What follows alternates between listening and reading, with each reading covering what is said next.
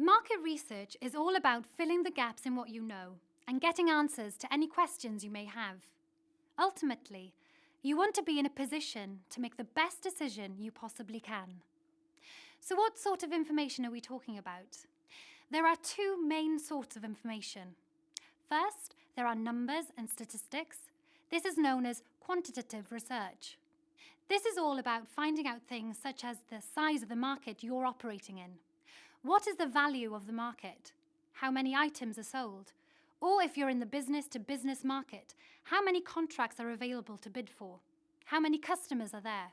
How many are likely to buy your product or service? You'll want to know how many businesses are already competing in this market and what market share they each have. You'll also want to know how fast or slow the market is growing. After all, if it's static or declining, you may decide it's not the place to be.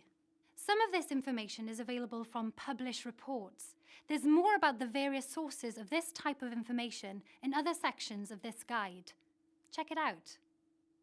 Sometimes the published data won't give you enough detailed information. In this case, you may want to conduct your own research using surveys or questionnaires. For example, if your business is designing websites, you may want to conduct a short survey with local businesses to find out how many of them have a website and how often they change the design.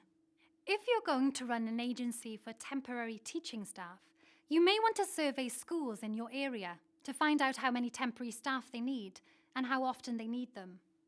The second sort of information is qualitative research. This is based on attitudes and opinions and is used to find out what your target customers think and feel about your idea or product or service. You can gather qualitative data through in-depth interviews with individuals or by having focus groups with several customers taking part in a discussion. In this case, you're finding out how people feel about different aspects of your product or service. For example, the price or the packaging or the offer.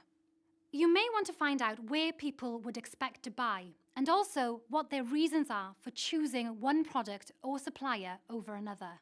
Again, there's more about how to do this sort of research in other sections of this guide.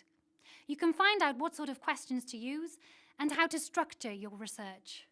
Both types of research provide valuable information. Ideally, you'll want to use a mix to get a reliable picture of the market.